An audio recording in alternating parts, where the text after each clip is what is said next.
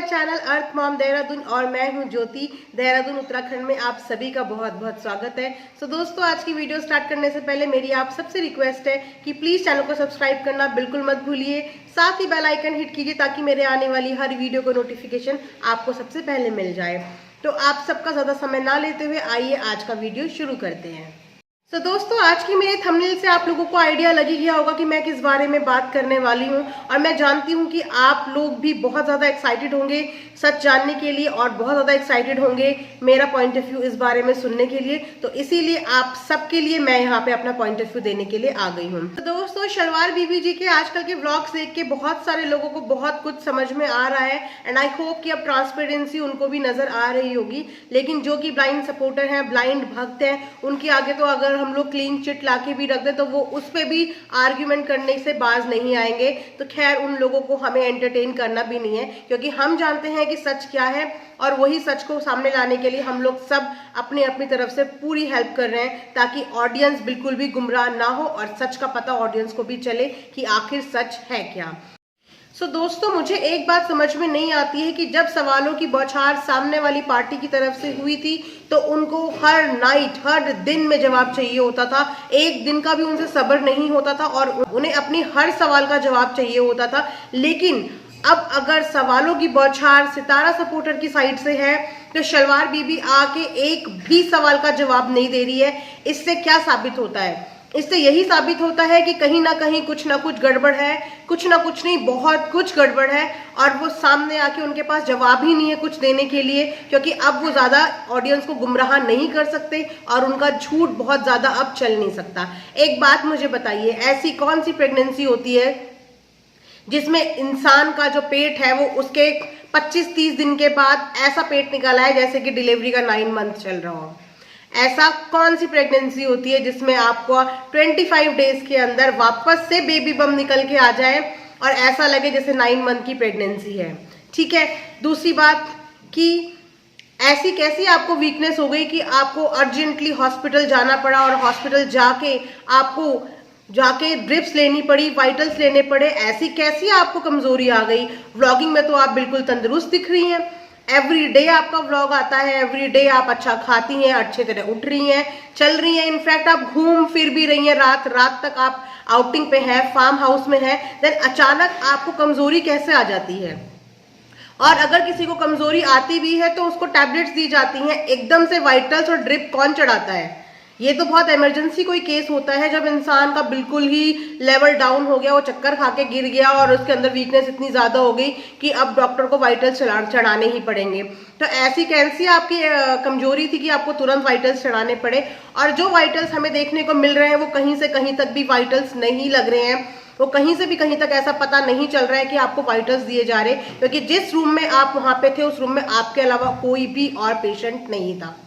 वो एक अच्छा खासा बड़ा हॉस्पिटल था। ऐसे बड़े हॉस्पिटल में कभी भी ऐसा नहीं होता कि एक सिंगल पेशेंट लेटा हुआ हो इमरजेंसी वार्ड में या वाइटल्स वाले वार्ड में। वहां पे हमेशा नहीं भी तो 6 से 7 पेशेंट होते हैं। लेकिन आप जिस जगह पे गई थी वहां पे आपके अलावा कोई भी नहीं था, और जो ड्रिप्स हमें नजर आ रही है आपकी वीडियो में वो कहीं से कहीं तक भी वाइटल्स नहीं लग रहे हैं कि आपको वाइटल्स चढ़ रहे हो। एंड दूसरी बात ये नोटिस करने की है फ्रेंड्स कि कमजोरी में इंसान को चक्कर आते हैं, उसे वीकनेस फील होती है, बहुत ही कमजोरी फील होती है, लेकिन उसको पेन नहीं होता है, उसको पेन नहीं होता है। और अगर किसी को पेन हो रहा है तो उसको वाइटल्स नहीं, उसको पेन किलर्स दिए जाते हैं। तो यहीं पे इनका दूसरा झूठ पकड़ा जाता है कि ये बोल रही है कि मुझे कमजोरी है, और कमजोरी में इनका पेन कैसे हो रहा है? क्योंकि इन्होंने वहां जाके बोला कि मुझे बहुत पेन हो रहा है, और इनकी शक्ल से आप इस बात का अंदाजा लगा सकते हैं कि ये वाकई में उस समय पे पेन में थी। जो पेन इनकी सी सेक्शन के टाइम पे हमें देखने को नहीं मिला, वो पेन इनके चेहरे पे इनकी लास्ट 3 वीडियो से रेगुलर हमें देखने को मिल रहा है। तो इसे हम अंदाजा लगा सकते हैं कि सच क्या है और झूठ क्या है।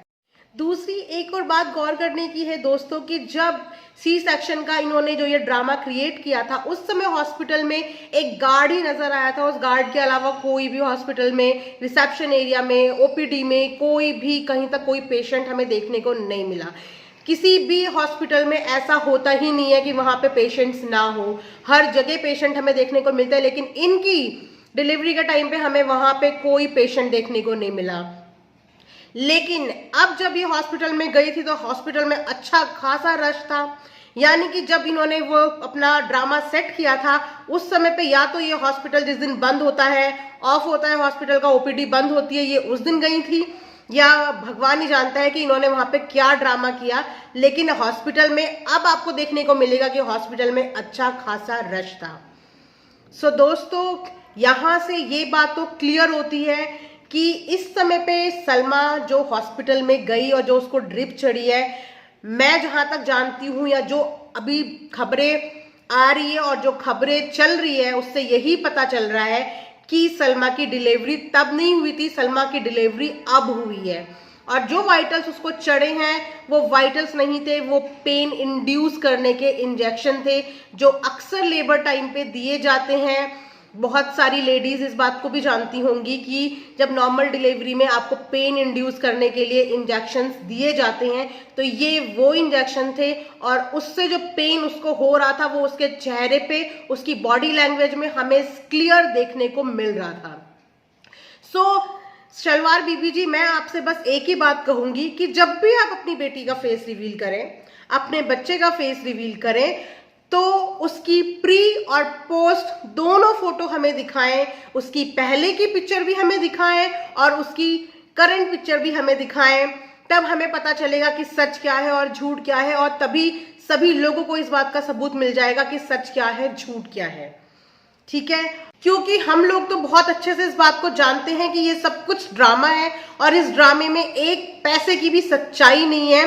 क्योंकि अगर कोई दिमागदार बंदा इसको देखने पे आया और तुम्हारे व्लॉग को देखने लगा तो वो आराम से समझ जाएगा कि ये सब कुछ ड्रामा चल रहा है।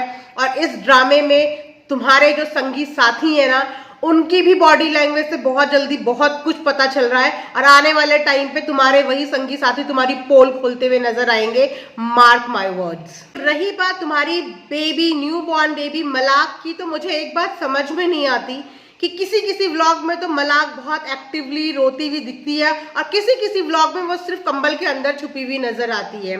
ऐसा कैसे तुम एक बच्चे को पूरी कंबल के अंदर घुसा के रखते हो? वो सांस कैसे लेगा बच्चा?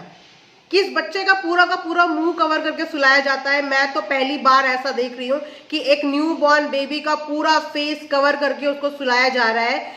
ऐसा तो किसी भी बच्चे को सुलाया नहीं जाता। और बेबी तुम्हारा छोटा बच्चा तो दिन में कई बार उठता है, कई बार सोता है, कई बार उठता है, कई बार सोता है, लेकिन तुम्हारी वीडियो में अगर 2 वीडियो में वो एक्टिव नजर आती है तो 4 वीडियो में वो सिर्फ सोती हुई नजर आती है। तुमने उसकी एक फीडर की बॉटल पकड़ी होती है, बस वही बॉटल नजर आती तुम्हारी पूरी व्लॉगिंग में, लेकिन वो बच्ची नजर नहीं आती। तो असली वजह क्या है? किससे ली है तुमने वो बच्ची? क्या वो बच्ची तुम्हारी किसी फ्रेंड की है, या वो बच्ची तुम्हारे घर में जो उसे देखने आ रहे हैं उनमें से ही तुम्हारी किसी सगी सौतेली फ्रेंड की है, या वो बच्ची कहीं से ट्रांसपोर्ट हुई है? तो खैर, जो भी सच है जो भी झूठ है वो तो बहुत जल्दी सबके सामने आ जाएगा। तो तब तुम मुंह छुपा के कहाँ भागोगी? इतना झूठ, तुम्हें तो किसी से डर भी नहीं लगता, इतना झूठ तुम क्रिएट करती कैसे हो? देखो, 100 बात की एक बात, अपनी लॉयल्टी प्रूव करो। जिस तरीके से तुमने प्रूव करने के लिए सितारा के ऊपर प्रेशर बनाया था और तुम्हारे सारे चेले चपाटों ने, सो कॉल्ड सलमा सपोर्टर्स ने एक प्लेटफॉर्म बना दिया था कि हमें तो सितारा से प्रूफ चाहिए, सितारा अपनी सच्चाई प्रूव करे। लेकिन उसको सच्चाई प्रूव करने की जरूरत ही नहीं पड़ी, क्योंकि सारी सच्चाई खुद ब खुद 1 बाय 1 सबके सामने आ गई और तुम लोगों के मुंह पे लग गए ताले और तुम लोगों के मुंह पे लग गए चपेट। तो अब बारी है सलमा जी की। तो सलमा जी, आप भी सामने आओ और अपनी लॉयल्टी, अपनी सच्चाई प्रूव करो। तो मैं सितारा सपोर्टर और अपने सितारा सपोर्टर की सारी टीम की तरफ से ये डिमांड करती हूँ कि तुम अपनी बच्ची का फेस जब भी रिवील करोगी तो हमें उस बच्ची के पहले दिन की पिक्चर भी चाहिए और उस बच्ची की करंट पिक्चर भी चाहिए। अब ये मत बोलना कि तुम बच्चे की पिक्चर रिवील करोगी 2 महीने बाद, 3 महीने बाद। तब तो बेटा, तब तो तुम्हारा बेड़ा गर्क, तब तो तुम्हें कोई यूट्यूब में टिकने भी नहीं देगा। क्योंकि जो भी तुम्हारी प्लानिंग प्लॉटिंग चल रही है ना, अभी तो हमारी तरफ से ही तुम्हें लानत बरस रही है। तुम्हारा एक एक सपोर्टर तुम्हारे अगेंस्ट खड़े होकर तुम्हारे चपेट मारेगा। सो सच झूठ का फैसला तो बहुत जल्दी हो जाएगा दोस्तों, और आप भी देखना और आप भी बने रहना हमारे साथ, क्योंकि हम अपने चैनल पे और मैं अपने चैनल पे आपको सारी सच्चाई बेधड़क बिना किसी के डर के सामने लाके दिखाऊंगी, क्योंकि मैं इन चेले चपाटों से नहीं डरती। अगर ये सच्चाई की मूर्ति बने फिरते हैं तो झूठे तो हम भी नहीं है, और सच को प्रूव करने की जरूरत नहीं पड़ती, क्योंकि सच खुद सबके सामने आ जाता है, जिस तरीके से सलमा का सच सबके सामने आ रहा है। तो दोस्तों स्टे ट्यून्ड, मेरे आने वाली नेक्स्ट वीडियो का इंतजार करना, जिस वीडियो में कई सारे राजों का खुलासा होगा और आप सब लोगों को बहुत ही मजा आने वाला है। सो मिलते हैं कल एक नई वीडियो के साथ, तब तक अपना ध्यान रखिए, दुआओं में याद रखिए। Bye bye, take care.